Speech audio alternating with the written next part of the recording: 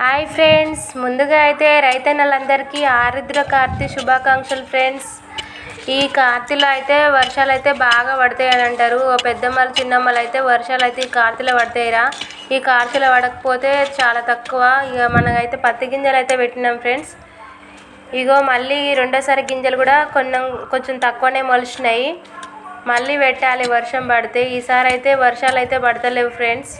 వర్షాలు అయితే పడాలని కోరుకుందాం ఫ్రెండ్స్. ఆన ఇంతవరకు లేవు.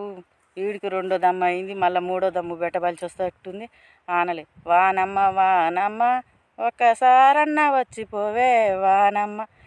ఆనాలు వానమ్మ వానమ్మ వానమ్మ ఒక్కసారన్న వచ్చిపోవే వానమ్మ.